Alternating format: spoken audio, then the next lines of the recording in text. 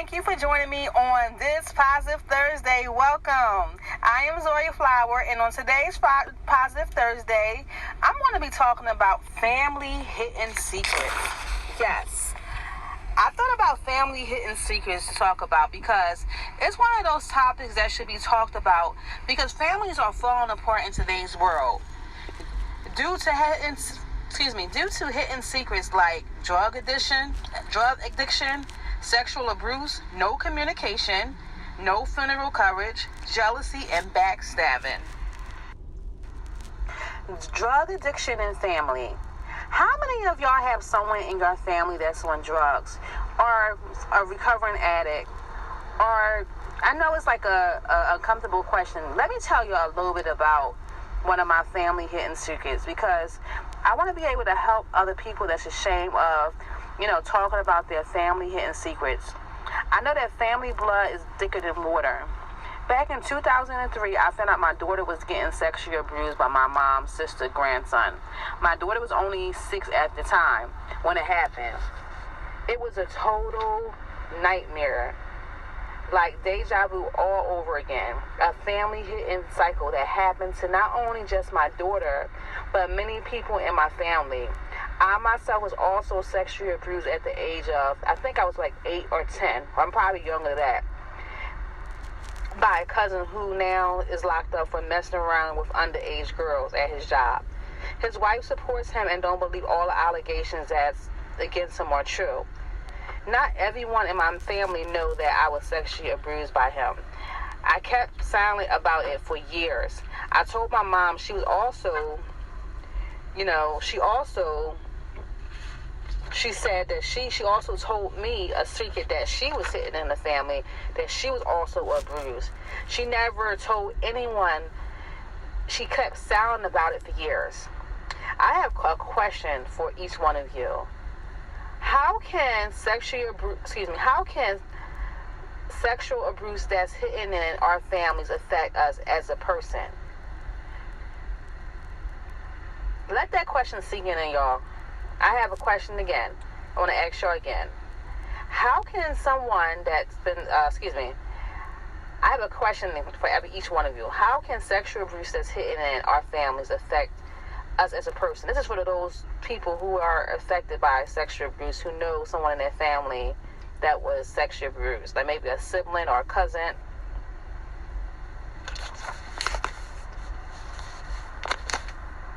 Excuse me for 1 second, everyone. Bear with me for a second. I believe that being traumatized and sexually abused as a child, I believe that it does have negative effects on trusting others, especially for people that were sexually abused at a young age and growing up as an adult. You feel violated by someone that, like most of the people that get sexually abused at home, right? It's by people that they know. So as they get older, I believe that they are affected in a negative way as far as when building relationships with people because they have a hard time trusting others. And also, as they grow up as an adult, it can have an effect on some of the relationships that they build, whether it's love, just basic relationships. Sometimes some people may feel like they're isolated at times, or may feel withdrawn, have multiple sexual partners, and feel guilt and shame like it was their fault that they were sexually abused. I remember when I had a mentor, I remember when I had mentioned, earlier in the beginning of this podcast, everyone, when I had mentioned to each one of you, I was sexually abused by someone in my family, and I kept it a secret for a very long time. It caused a lot of emotional problems within me, big time, for years, and I didn't even know how badly it affected me. It affected me so bad that I had a hard time communicating with other people. That's only because of trust issues. And I felt like sometimes I was like that trapped little girl inside, like that was so afraid to open up, to others. And I was trying to block people out that was trying to get closer to me due to that. And I found out that that it affected me when I was in therapy, when I was going through my situation. I went to go see a counselor, and I was trying to figure out why every time, like, when someone tried to, it could be like, something harmless, like for someone who was trying to, maybe be friends with me, I would always try to pull them away from me, or I always just had like that guard up inside, and I didn't know that came from me being sexually abused and having trust issues. But as I've grown into a mature woman, I'm 40 years old, everyone, I have gotten a lot better with opening up a little bit more to others and not allowing my past, hurt or, what I went through affect my relationships today, because I know y'all probably heard the saying before, you can't move forward in life if you're holding on, to the past. I mean, you can't. So that's that wisdom I'm talking right there. Food for thought. So let me ask each one of you, how y'all feeling today? That's what I want to ask you. I forgot to ask y'all in the beginning. Well, I did say hello. And I just want to say thank y'all for joining me on this Positive Thursday. I want to thank the people that was been joining me on this podcast. I thank you so much. And I thank the new people that's joining me on this podcast. So I want to continue moving forward, everyone.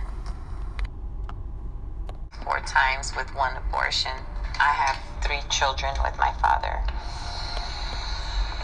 I was 16 years old when I became pregnant with my first daughter. I was 21 years old when I was pregnant with my second daughter. 24 years old with my third daughter.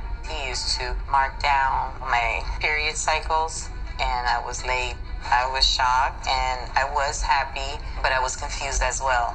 When I gave birth to my first child, it was very scary. It was intense. They asked who the father was. I said I didn't know. The sexual abuse continued during the pregnancies. He raped me, but he would not beat me as much. I would still get beat. I would still get my hair pulled. I would still get smacked. One time when I was pregnant with my youngest daughter, I was about 7 months pregnant, and he tied my hands behind the chair, put a bag over my head, and just suffocated me. I felt like I died, and I came back. My first daughter was born. She was like, my little angel. I just wanted to protect her. She was just my little friend because I had nobody. So all I did was, play with her. I was really happy, but yet I was really sad because I didn't know what was going to, become of us.